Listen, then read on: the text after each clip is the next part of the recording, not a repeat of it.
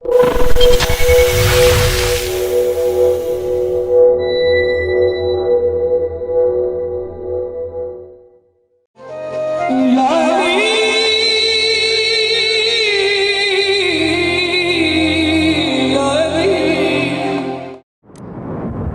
بالله من الشيطان الرجيم بسم الله الرحمن الرحيم الحمد لله والصلاة على عباده الذين اصطفى اما بعد. مہمان گرامی، ولی کامل، پیر طریقت حضرت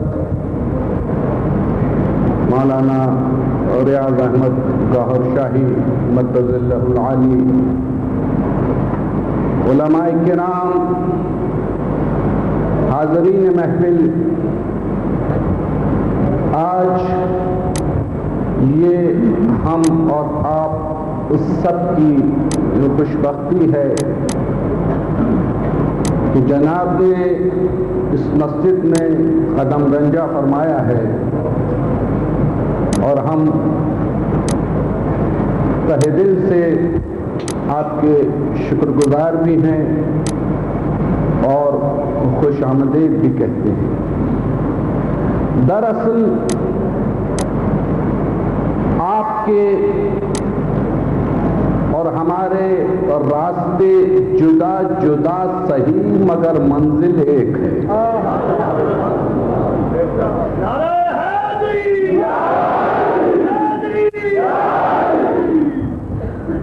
منزل ایک ہی ہے اور وہ منزل خدا و رسول ہے. اور اگر اس راستے پر چلنے کی کوشش اخلاص سے قلب سے کی جائے تو کوئی وجہ نہیں کہ تصادم ہو، بلکہ ایک ہو کر چلے. اس لیے کہ اگر مقصد خوشنودی خدا و رسول ہو، رضا خدا و رسول ہو، تو پھر کوئی وجہ تصادم نہیں ہے. اور یہی سبب ہے کہ آج ہم اور آپ ایک ہی مسجد میں بیٹھے ہیں، اور یہ اچھی ابتدا ہوئی، اور خدا کرے کہ یہ سلسلہ یوں ہی جاری رہے. ہم سب ایک، ہم سب مسلمان ہیں، ہم سب کلمہ گو، ہم سب ایک ہی خدا و رسول کے ماننے والے ہیں، ہم سب ایک ہی کعبے کا طواف کرتے ہیں. وہ کعبہ کہ جس کے طواف کے لیے جب ہم جاتے ہیں، جب ہم حج کے لیے جاتے ہیں، تو وہاں نہ کوئی سنی ہوتا ہے، نہ کوئی شیعہ ہوتا ہے، وہاں نہ کوئی دیوبندی ہوتا ہے، نہ کوئی بریلوی ہوتا ہے. ہر ایک خالصتاً خدا کی عبادت کے لیے وہاں جاتا ہے. تو کیا سبب ہے کہ حج سے جب لوٹے تو اس کو فرقوں میں بٹ جائیں؟ جس طرح سے کعبہ خدا کا گھر ہے اور خدا کی مسجد ہے، اسی طرح سے ہر مسجد خدا کی مسجد ہے. کوئی مسجد شیعہ مسجد نہیں، کوئی مسجد سنی مسجد نہیں، کوئی مسجد دیوبندیوں کی مسجد نہیں، کوئی مسجد بریلویوں کی مسجد نہیں. ارے ہم کتنے تنگ نظر ہو گئے کہ ہم نے مسجدوں کو بھی فرقہ واریت کی بھینٹ چڑھا دیا. ہم کتنے تنگ نظر ہو گئے کہ ہم تو خود تھے ہی فرقہ واریت میں ملوث. ہم نے اللہ کے گھر کو بھی فرقہ واریت سے پاک نہیں چھوڑا.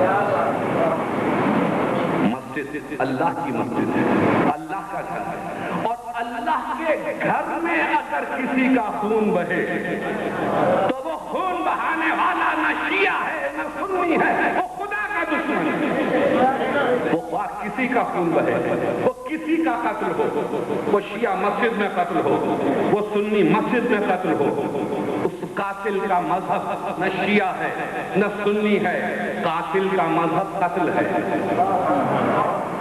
ارے عدالت میں کسی قاتل سے اس کا عقیدہ نہیں پوچھا جاتا. کیا کسی قاتل کو اس کے عقیدے کی وجہ سے سزا نہیں دی جاتی، بلکہ قاتل وہ ہے جس کا مسلک قتل ہے، جس کا جرم قتل ہے، جس کا مشن قتل ہے، یا وہ کرائے کا قاتل ہے، یا وہ خریدا ہوا ہے کسی اور کا ایجنٹ۔ اور آج بھی جو کچھ اس ملک میں ہو رہا ہے، میں نہیں سمجھتا ہوں کہ کوئی شیعہ ایسا کر سکتا ہے یا کوئی سنی ایسا کر سکتا ہے۔ کوئی شیعہ یا سنی اللہ کے گھر پر حملہ آور نہیں ہو سکتا، اللہ کی عبادت کرنے والوں کو قتل نہیں کر سکتا، نمازیوں کو قتل نہیں کر سکتا۔ اگر تھوڑا بہت اختلاف ہے تو وہ اور امور پر ہے، نماز پر تو اختلاف نہیں ہے۔ جب کسی مسجد میں نماز با جماعت ہو رہی ہو اور نمازیوں پر حملہ ہو، خواہ وہ کراچی کی مسجد ہو، خواہ وہ ملتان کی کوئی مسجد ہو، اگر نمازیوں پر حملہ ہو رہا ہے اور نمازی قتل ہو رہے ہیں تو وہ قاتل نہ شیعہ ہے نہ سنی ہے، وہ ابن ملجم کی نسل سے ہے۔ یہ روایت 19ویں رمضان 40 ہجری کو ابن ملجم نے قائم کی تھی۔ یہ مسجد کوفہ میں قتل ہوا تھا کسی نمازی کا۔ آج بھی حالات نے بتایا کہ ایسا ہی ہو رہا ہے۔ تو عزیزو، آج یہ کتنی خوش آئند بات ہے کہ اتحاد کے نعرے بہت عرصے سے لگ رہے تھے، اتحاد کی باتیں بہت عرصے سے ہو رہی تھیں، لیکن آج اسے عملی جامہ پہنایا جا رہا ہے، آج اسے عملی جامہ پہنایا جا رہا ہے۔ اور یہ اتحاد خدا و رسول کے نام پر ہونا چاہیے، یہ اتحاد توحید کے نام پر ہونا چاہیے، کے نام پر ہونا چاہیے، اس لیے کہ اللہ کو ایک کہنے والا مسلمان ہے، لا الہ الا اللہ کہنے والا مسلمان ہے، اور لا الہ الا اللہ کہنے والے کا قتل کسی بھی مسلک میں جائز نہیں ہے۔ عزیزو، یہ مختصر سا پیغام تھا۔ قرآن جہاں نماز کا حکم دے رہا ہے، جہاں روزے کا حکم دیتا ہے، جہاں حج کا حکم دیتا ہے، جہاں زکوٰۃ کا حکم دیتا ہے، وہاں اتحاد و اتفاق کا بھی حکم دیتا ہے۔ اور جس طرح سے بہت سے امور سے روکتا ہے قرآن، اسی طرح سے قرآن نے 7 مقامات پر تفرقہ بندی سے روکا ہے، فرقہ بندی سے روکا ہے، گروہ بندی سے روکا ہے۔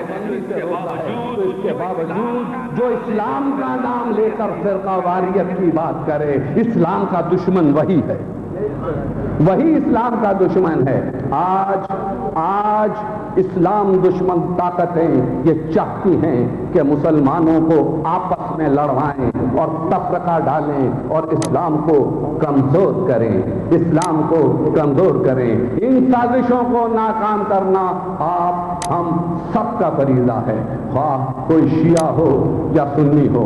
آئے دن عجیب عجیب خبریں چھپتی رہتی ہیں، کچھ اخبارات کے بھی کارنامے ہیں، لیکن عزیزو ایک بات یاد رکھیں کہ ایک بات کھل کر سامنے آ گئی ہے، اور وہ یہ کہ کہیں شیعہ مسجد پر حملہ ہے، کبھی سنی مسجد پر حملہ ہے۔ کوشش یہ ہے کہ شیعہ مسجد پر حملہ ہو تو شیعہ مشتعل ہو کر اپنے اہل سنت بھائیوں پر حملہ کر دیں، اور کہیں اہل سنت مسجد پر حملہ ہے، کوشش یہ ہے کہ وہ مشتعل ہو کر شیعوں کے گھر جلا دیں۔ اس سازش کو سمجھیں، اس سازش کو سمجھیں، یہ بہت گہری سازش ہے، کسی سازش کے شکار نہ ہوں۔ اور اگر کسی شیعہ عالم کا قتل ہوتا ہے تو یہ نہ سمجھیں کہ یہ سنی عالم نے یہ قتل کرایا ہے، کسی سنی عالم کا قتل ہوتا ہے تو یہ نہ سمجھا جائے کہ شیعہ عالم نے یہ قتل کرایا ہے، اس لیے کہ اگر کوئی واقعی عالم ہے تو سمجھ رہا ہے کہ شیعہ بھی مسلمان ہے، سنی بھی مسلمان ہے، اور دونوں کا قتل اس طرح سے جائز نہیں ہے۔ تو کسی بھی طور پر آپ کو مشتعل نہیں ہونا ہے، بلکہ اسے اسلام دشمنوں کی سازش سمجھ کر نظر انداز کرنا ہے۔ جہاں کہیں آگ لگے ان شعلوں کو بجھانے کی کوشش کریں، اس آگ کو دبانے کی کوشش کریں، اور کوشش کریں کہ آپس میں بھائی چارہ رہے، اتحاد رہے، اتفاق رہے۔ مسلمان بھائی بھائی ہے۔ آئیے، اتحاد کے نعرے بہت لگے اور بہت دنوں سے لگ رہے ہیں، لیکن اس کا نتیجہ اب تک ہم نے نہیں دیکھا۔ رسول اکرم نے اپنی زندگی میں 2 مرتبہ دور میں، ایک بار مدنی دور میں اتحاد کی بات نہیں کی، بلکہ مسلمانوں کو ایک دوسرے کا بھائی بنایا، ایک دوسرے کا بھائی بنایا اور صیغہ اخوت جاری کیا، ایک دوسرے کی میراث میں شریک کیا۔ آئیے اس ملک کو بچانا ہے، اس ملت کو بچانا ہے تو اتحاد کو چھوڑ کے اخوت کی بات کریں، ایک دوسرے کو اپنا بھائی سمجھیں اور اس کی جان و مال کو اپنے جان و مال سمجھیں۔ اور یہی صورت ہے کہ اس کشتی کو ہم اسی طرح سے اتحاد، اتفاق اور اخوت کے ساتھ پار لگا کر۔ آخر میں ایک بات کہوں گا اور چند اشارے دے کر بات ختم کروں گا۔ اس بر صغیر میں جو اسلام ہے، یہ اسلام فاتحین نے نہیں پہنچا ہے، یہ اسلام تلوار کے زور پر نہیں پہنچا ہے، یہ اسلام بر صغیر میں فتوحات کے ذریعے نہیں پہنچا ہے، یہ اسلام قلندروں نے پہنچایا ہے۔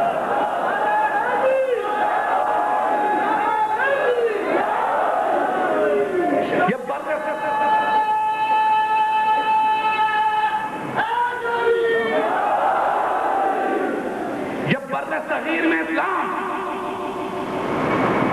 بہادروں نے، دلوروں نے، شجاعوں نے، ان کے کارنامے تاریخ میں صحیح فاتحین نے، انہوں نے اسلام نہیں پہنچایا، نہ اسلام یہاں مفتیوں نے پہنچایا ہے۔ مفتیوں نے تو ہر دور میں کفر کے فتوے دیے ہیں، اسلام قلندروں نے پہنچایا ہے۔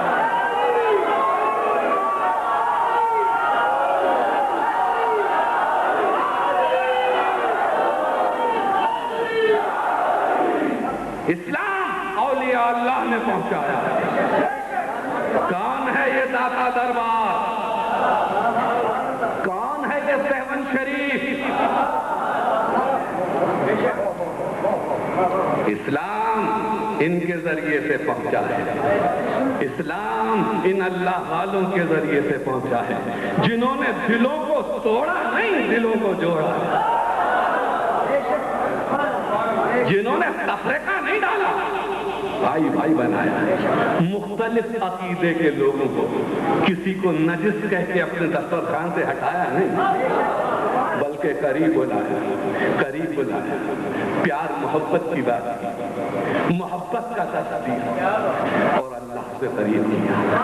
تو عزیزو، یہ لطیف مٹائی، یہ شہباز قلندر، ان کا عرس منایا جاتا ہے، سرکاری پیمانے پہ عرس منایا جاتا ہے، لیکن عرس منانے والے ان کی تعلیمات کو بھی تو سمجھیں، ان کی سیرت پر تو غور کریں۔ عزیزوں میں گفتگو ختم کر رہا ہوں۔ اس ملک میں سمجھ میں نہیں آتا کہ کون سا اسلام آیا چاہتا ہے۔ ایک اسلام تو بہت پہلے آ چکا، وہ قلندروں کا اسلام ہے، وہ اللہ والوں کا اسلام ہے، وہ اولیاء اللہ کا اسلام ہے۔ اب ایک اور اسلام کی کچھ عرصے سے آمد ہے اور اسی دن سے یہ تفرقہ ہو رہا ہے، یہ فرقہ واریت ہو رہی ہے۔ وہ اسلام ان اولیاء اللہ کے مزاروں کو ڈھانے والا اسلام ہے۔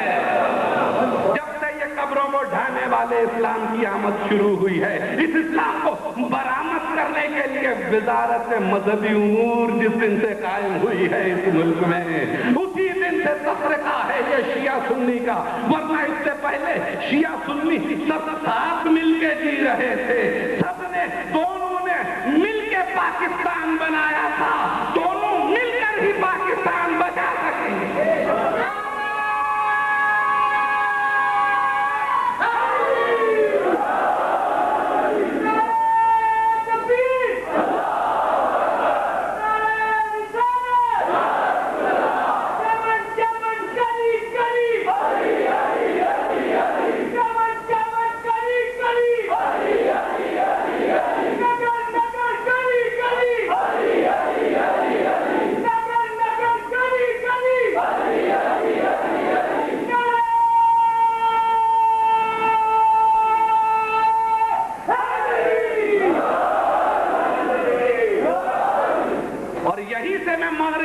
پروپیگنڈے کا جواب دینا چاہتا ہوں کہ اسلام دہشت گردی سے نہیں پھیلا، اسلام تلوار سے نہیں پھیلا ہے، اسلام جبر سے نہیں پھیلا ہے، اسلام ظلم سے نہیں پھیلا ہے، اسلام اور ہے، مسلمان اور ہے، اسلام اور ہے، مسلمان اور ہے. اسلام کو مسلمان نہ سمجھو, مسلمان کو اسلام نہ سمجھو.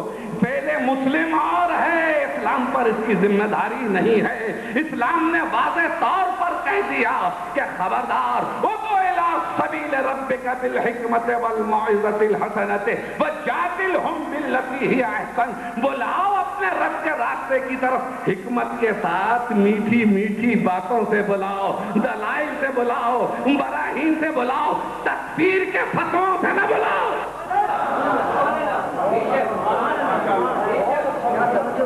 تکفیر کے فتووں سے نہیں, جبر سے نہیں, طاقت سے نہیں, دلیل سے, برہان کے ساتھ بلاؤ. پیار اور محبت سے دعوت دو, جبر نہ کرو, جبر نہ کرو. اگر تمہاری دعوت پر کوئی لبیک نہیں کہہ رہا تو اسے اپنے مسلک پر رہنے دو, اپنے عقیدے پر رہنے دو. وہ بھی جیے, تم بھی جیو. وہ اپنے عقیدے پہ رہے, تم اپنے عقیدے پہ رہو. کوئی یہودی بھی اسلامی مملکت میں ہے تو اسے جینے کا حق ہے, کوئی عیسائی بھی ہے تو اسے جینے کا حق ہے, اور اپنے عقیدے پر جینے کا حق ہے. کسی یہودی پہ بھی جبر نہیں ہو سکتا, کسی عیسائی پر بھی جبر نہیں ہو سکتا, اور اس لیے جبر نہیں ہو سکتا کہ وہ تمہارا عقیدہ قبول نہیں کر رہا ہے. نہیں نہیں. اور اگر کوئی تم ہی میں کلمہ گو ہو کے فتنہ بپا کرے تو پھر اس فتنے کی سزا قتل ہے, اس فتنے کی سزا قتل ہے. تو بس عزیزو, میں گفتگو ختم کر رہا ہوں. آج میں پھر جیسا کہ کہہ رہا ہوں, اور یہ تیسری بات کہہ رہا ہوں, یہ بڑی اچھی ابتدا ہو رہی ہے کہ ایک ولی کامل اپنے حجرے سے نکلا ہے, اپنے حجرے سے نکلا ہے.